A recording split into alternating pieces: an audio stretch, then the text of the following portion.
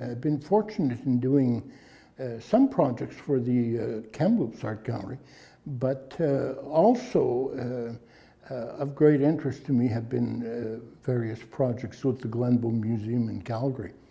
And I'm now working on my fourth project for them, in fact. But one of the things I did in, I guess in 2008, 2009 was an exhibition called Vistas, Artists on the Canadian Pacific Railway, and there's a book that goes with that.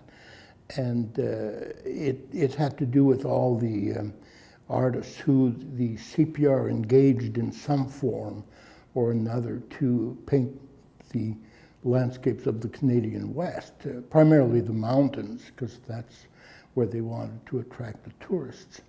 And so that was a really fascinating project, in fact. I also did a couple of temporary exhibitions for them based on their collection primarily. And in the more recent past, I've concentrated more on historical art, probably because I'm becoming historical myself. But also, there's a lot of contemporary curators are not trying to do historical art anymore, and which I find quite astonishing. Whereas, where I went to art school, so I was trained as an artist, but gradually art history interested me more and more, and I found that in the last 20 years or so, a lot of the projects that really got me going were projects dealing with the historical art, probably because I learn a lot. And anytime I'm learning a great deal, that's when I'm happiest, I guess. This is a very special kind of exhibition because in a way, you have complete freedom and sort of, although you're given parameters at the beginning. And in this case, it was kind of an exhibition that would somehow celebrate Canadian art, or the legacy of Canadian art, which is the title of the show. And so the idea was to kind of trace or document or celebrate, if you want, the development of Canadian art. Now, that was, when I was first approached to do this, I thought, I wonder if I can do this, because the other thing when you're doing a show that draws on local collections only, I mean, it really depends on what's out there. And so without really knowing what was out there, this was obviously going to be a very organic or changing thing. Without, I didn't have I couldn't have a preconceived idea until I saw, a lot of the things that were available. Then, of course, when you request these loans, the lenders have to agree, and that's always, that you're making, that's a great demand, and fortunately, we've been very generous. The lenders have the lenders have been very generous. And so it's made my job a lot easier because I didn't have to scramble at the end or anything like that to find other things, although I'm still, at this early date, I'm still kind of adding a few things. But so those are basically the two things, the kind of intended idea or the idea that you hope to accomplish, and then what exactly is out there, and then what's available, because what's out there and what's available are not quite the same sometimes. I think the primary challenge is to find out what was out there, and because the gallery doesn't keep any notes on what is out there, and because it's a changing thing. people collect, people buy art. They all do it privately. So I mean, who knows who's buying what when? It's a pretty. It's a pretty.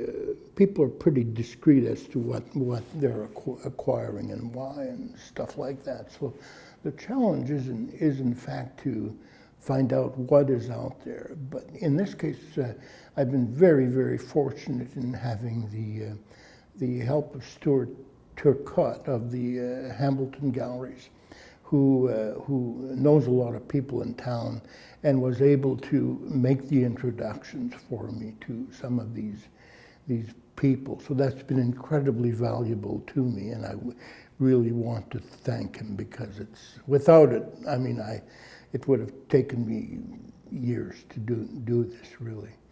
But we were able to do it in a fairly short period of time. Not only for this project, but for a number of projects I've done. I've met a lot of people over the years who do collect, and the motivations change, are always individual. Some people, of course, are attracted by the sheer value of these things, but I would say in general they're in the minority.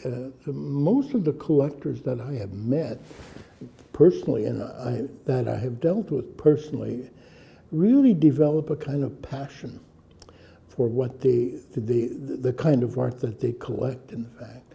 And so that what makes what they acquire quite, in some cases, a bit idiosyncratic, but quite often their childhood or where they were brought up in Canada or things like that has an influence on what they're going to buy because of certain values of nostalgia or things like that. I mean, if you were brought up in Eastern Canada or spent your early years in Eastern Canada, you would tend to gravitate towards Eastern Canadian subjects. If you were brought up in Alberta, BC, or the prairies, you might focus more on prairie art or things like that. So it all has to do with a personal interest and what people relate to, and in a sense, it's completely fascinating. The other thing, of course, these people are acquiring art. They're paying for it. They either buy at auction or mostly people buy through dealers. And it's the advice of dealers that is very valuable to them, but they acquire their own knowledge and take care of their own education in many ways, and so the motivation is there. I've met people who in a given area know way more than I will ever know, for instance, and that's just through years and years of passion, of acquiring, studying, enjoying, and all of that. And that's the real treat when you're able to share that with them, or they tell you about it, and it's kind of humbling and it's kind of marvelous to hear that. I think, yeah. Well, I really hope that they get a taste or a better appreciation of historical Canadian art. And also, the idea was to celebrate the history of Canadian art. And galleries quite often don't get to see surveys of Canadian art that often, because they're not being done very often, and they're more and more expensive to organize because of insurance values and things like that. So it is a problem.